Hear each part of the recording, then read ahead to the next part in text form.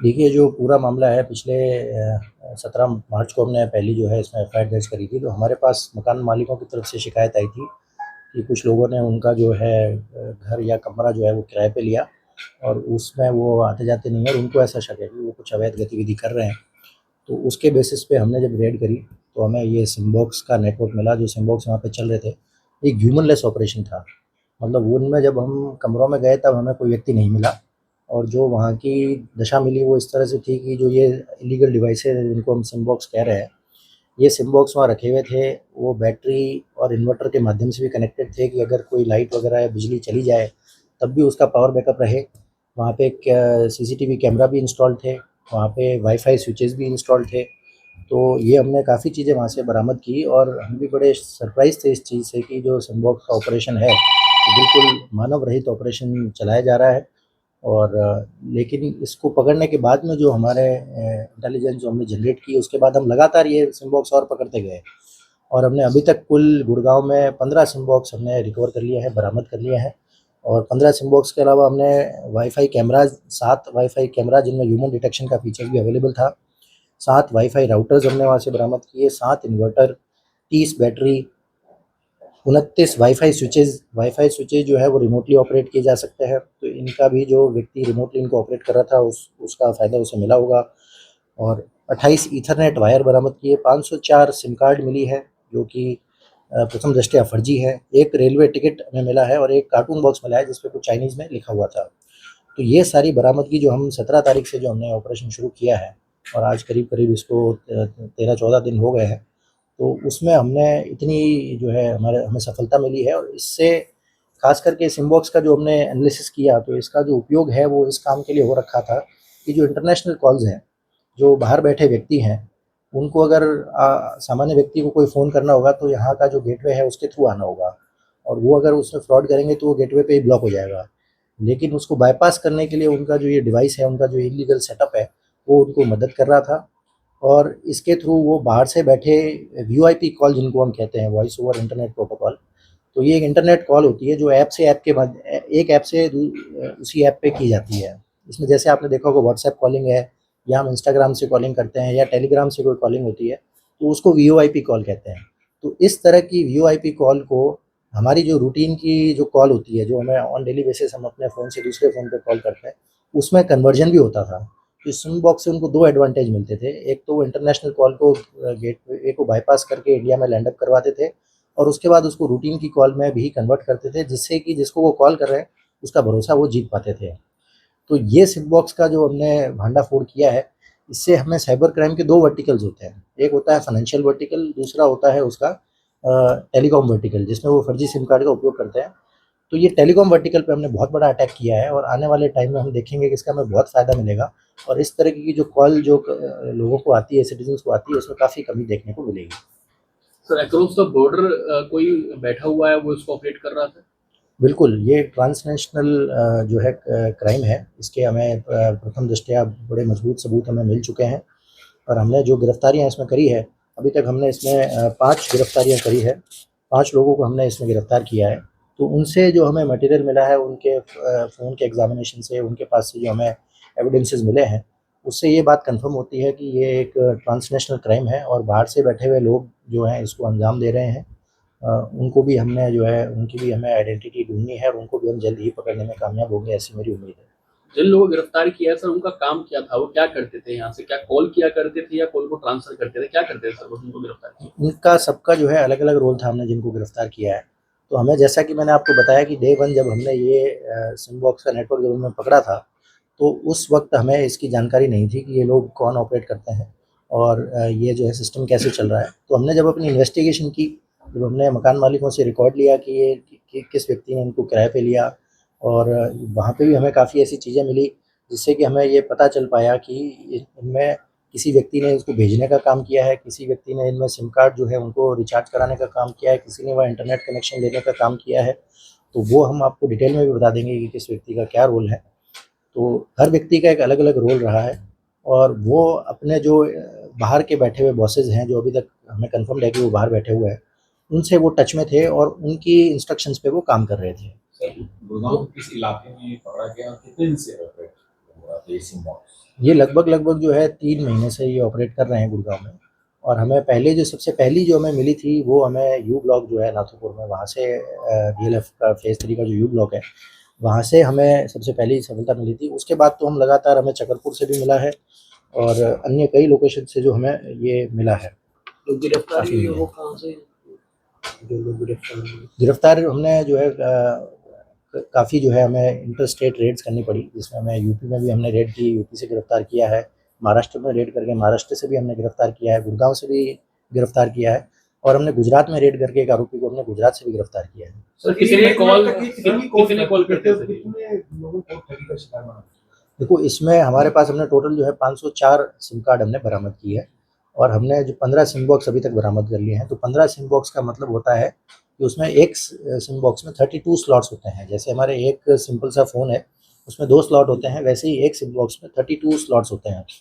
तो हमारे पास में जो अभी हम फिजिकल रेट्स इतनी ज़्यादा कर रहे हैं कि ये जो टेक्निकल डेटा है उसके एनालिसिस भी चल रहा है बैकएंड में और उसको भी हम जल्दी कंप्लीट करके आपको ये फिगर दे देंगे। लेकिन हम आपको मोटा-मोटा बता देते हैं कि 502 हमने सिम कार्ड्स बरामद किए हैं और आप 15 मल्टीप्लाइड बाय 32 कर लीजिए, इतने हमने टोटल जो स्लॉट्स हैं उनको हमने बरामद कर लिया। तो उनका डेटा अभी हम अपने बैकएंड पे रन करेंगे और आपको ये फिगर हम 1-2 दिन में दे देंगे कि टोटल कितनी फ्रॉड कॉल जो है उन्होंने जनरेट की है। सर क्या डिजिटल अरेस्ट का डर दिखाते थे लोगों को? क्या डर दिखाते थे? क्या किस डर दिखाकर ठगी किया करते थे? ये क्या अभी पता लग पाया? हाँ, बिल्कुल, हमने ये जो है प्रथम दृष्टया इसका एग्जामिनेशन किया है, कुछ सैंपल जो है कॉल्स हमने वो देखी है, तो इससे ये बात कंफर्म हो चुकी है। और इसके साथ-साथ जो यहाँ इन नंबर्स जो हमने ये बरामद किए हैं, इन नंबर से जो कॉल गई हैं, जब हमने उनके पैटर्न को स्टडी किया है और उनके जो नंबर्स हैं जो कि बी पार्टी है जो जिसको इनकमिंग कॉल आई है, तो उनके नंबर को भी हमने देखा है हमारे पोर्टल पे, तो हमें वहाँ पे शिकायतें मिली है जो कि डिजिटल अरेस्ट की शिकायतें थी।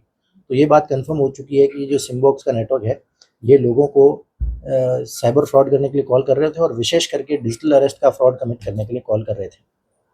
लोगों से क्या अपील करना चाहेंगे सर? मैं लोगों से जो है सबसे बड़ी अपील मैं ये करना चाहूँगा कि आपके पास जब भी कोई कॉल आती है, अननोन नंबर से आपको कॉल आती है, तो आप उसको जब उठाते हैं तो उसकी बात पे भरोसा ना करें। वो आपको किसी भी प्रकार का डर दिखा सकता है, किसी भी प्रकार का लालच दिखा सकता है। डर में आपको ये कह सकता है कि आपका बिजली का कनेक्शन बंद हो जाएगा।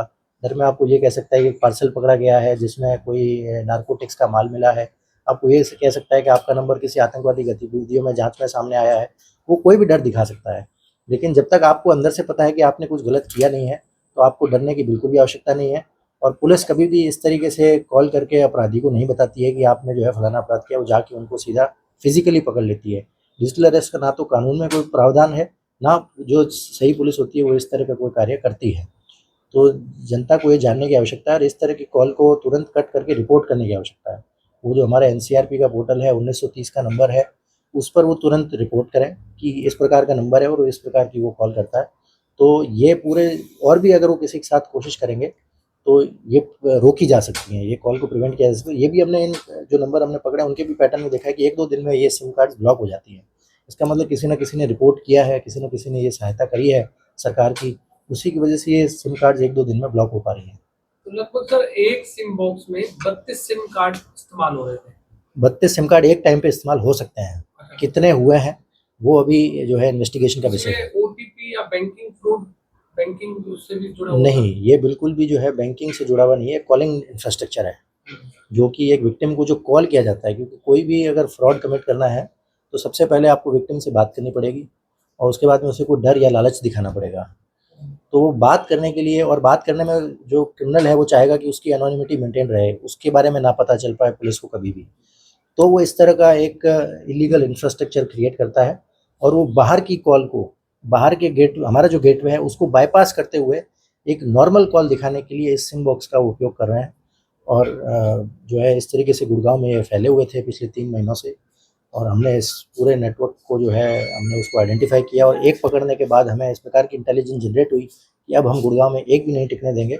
और इससे सिर्फ गुड़गांव को नहीं, इससे पूरे देश की जो जनता है उसको ये फ़ायदा मिलेगा कि इस तरह के कॉल जो है वो बंद तो नहीं कह सकता मैं, किसी देश के किसी और कोने में चल रहे हो, लेकिन कम ज़रूर हो जाएंगे। पुलिस कैसे ट्रैक करती है सर सिम बॉक्स डिवाइस ये कहाँ से लाते हैं, ये एक बहुत अच्छा सवाल है। ये हमारे इन्वेस्टिगेटिंग एजेंसी के सामने भी ये सवाल अभी उठ रहा है कि ये डिवाइस जो है वो कहाँ से आता है। तो हमने जो अभी व्यक्ति पकड़े हैं वो सिर्फ इसकी लॉजिस्टिक्स में इन्वॉल्व है, मतलब इस डिवाइस को एक जगह से दूसरी जगह ले जाने के लिए या उसको इंस्टॉल करने के लिए उस चीज़ में इन्वॉल्व है। अभी ये इस एक्टिविटी के बारे में वही बता पाएगा जिसने ये सिमबॉक्स जो है इंडिया में वो लेके आया है, कि वो कहाँ से लेके आया है, किस तरीके से उसने प्रोक्योर किया है। जब हम उस व्यक्ति को हम गिरफ्तार कर लेंगे तब भी हम आपसे इसी तरह से बात करेंगे और आपको ज़रूर बताएंगे कि वो उस व्यक्ति ने हमें क्या बताया है। विदेश से आया सर, ये शुरुआती जांच में सामने है कि विदेश से ही आया है ये सिम बॉक्स। हाँ, ये जो है विदेश से इसकी इंस्ट्रक्शंस आई हैं और विदेश से ये आया है, इसके भी मतलब हमारे पास में बड़े स्ट्रॉन्ग जो है वो एक, मैं आपको कहूँगा कि अभी हम बिल्कुल नहीं कह सकते, पक्का नहीं कह सकते, लेकिन हमारे पास ऐसे स्ट्रॉन्ग इंडिकेटर्स मौजूद हैं जिनके बेसिस पे हम कह रहे हैं कि ये नेपाल बॉर्डर के थ्रू ये आया होगा और बहुत बड़ा स्ट्रॉन्ग है। मैं अभी कमिट नहीं करूँगा, लेकिन हमारे पास में स्ट्रॉन्ग इंडिकेशन मौजूद है। जो 504 सिम मिले थे, क्या ये पता चला कि वो बाहर से आए थे या यहाँ के थे, और यहाँ के थे कोई किसके नाम पर थे? हाँ, ये जो मैं पहले बता रहा था 504 सिम कार्ड है, इसके हमारे पास आइडेंटिफायर्स मौजूद नहीं है। आइडेंटिफायर जो हम कहते हैं वो कहते हैं कि जैसे आपके सिम का नंबर हो गया, तो वो एक सिम का आइडेंटिफायर है। तो इन सिम के बारे में, क्योंकि ये सिम ऑलरेडी वहाँ थी और वो सिम ही थी, उसके ऊपर कुछ लिखा हुआ नहीं था, तो हमारे पास में इसका कोई आइडेंटिफायर मौजूद नहीं था। इन 500 अब हमने वो डिटेल जो है टेलीकॉम कंपनियाँ जो हैं उनसे ले ली है और हमने इनका जो है वो सारे सिम नंबर्स भी हमने कलेक्ट कर लिए हैं कि क्या-क्या नंबर थे। तो इंडिया के ही नंबर हैं सारे के सारे, कोई भी नंबर बाहर का नहीं है, लेकिन ये फर्जी सिम है। सर, इसी बॉक्स से किस तरह का खतरा है और देश के लोगों को किस तरह से इस चीज से बचा जा सकता है, ये बताएं। हाँ, तो जो जनता है उनके पास बचने का जो यही तरीका है, क्योंकि उनको जो सिम बॉक्स से कॉल आ रही है उनके पास ये कोई तरीका नहीं है पता करने का कि ये कॉल जो है सिम बॉक्स से आ रही है या किसी और जो है उस दूसरी चीज़ से आ रही है। तो ये जनता के पास ये पता करने का कोई तरीका नहीं है। लेकिन आज के टाइम पे जो टेलीकॉम कंपनीज़ हैं वो नाम डिस्प्ले करती हैं। जब भी किसी व्यक्ति का कॉल आता है तो उसका ऊपर नाम ज़रूर लिखा आता है, तो उससे ही आपको ये आइडेंटिफाई हो जाएगा कि जो व्यक्ति बात कर रहा है और जो नाम लिखा आ रहा है वो अलग-अलग व्यक्ति है। इसमें जो और एक और चीज़ है कि जो ये सिम बॉक्स से जो कॉल आती है उसमें पहले आईवीआरएस बोलता है। आईवीआरएस हम बोलते हैं, कोई रोबोट टाइप की आवाज़ आती है जो आपको ये बताती है कि ये फलाना नंबर जो है इस चीज़ में पकड़ा गया है या इस गतिविधि में शामिल है, या आपका बिजली का कनेक्शन बंद कर दिया जाएगा या आपका फलाना गैस का कनेक्शन बंद कर दिया जाएगा। तो वो रोबोट बोलता है, आईवीआरएस बोलता है और वो आपको ललचाता है कि आप जो है वो कोई बटन दबाएँ और वो कॉल आपकी किसी कहीं बाहर ट्रांसफ़र हो जाए। तो अगर आप उस आईवीआरएस कॉल को ही, इस तरह की कॉल से अगर आप बच जाएँ, तो जनता जो है इस तरह से उसको आइडेंटिफाई कर सकती है कि ये सिम बॉक्स की कॉल है। इसमें मैनुअल कॉल नहीं हो रहा था, ये ऑटोमेटेड कॉल था आईवीआर। जी, अब उन्होंने जो यहाँ से जो सिम बॉक्स है उसका जो कॉल है वो, जैसे मैं एक फ़ोन से दूसरे फ़ोन पे अभी नंबर डायल करके कॉल करूँगा, वो उस मोड में जा रही है। आप मेरी बात को समझ पा रहे होंगे। वो जैसे हम नॉर्मल कॉल कर रहे हैं कि मैं अपने नंबर में, अपने फ़ोन में एक नंबर कुछ लिखूँ और उसको डायल कर दूँ, तो दूसरे के फ़ोन पे जैसे जाएगा, तो जो रिसीवर है उसको वैसा लग रहा है। लेकिन वो कॉल जो है वो सिम बॉक्स से जनरेट हो रहा है और उसमें पहले आईवीआरएस बोल रहा है जो ऑटोमेटेड है। जैसे ही कोई व्यक्ति उस पे जो बटन दबाता है, फिर वो फ्रॉडस्टर जो बाहर में बैठे हुए हैं उनके थ्रू उसका डायरेक्ट कनेक्शन एस्टैब्लिश हो जाता है। Thank you sir, thank you.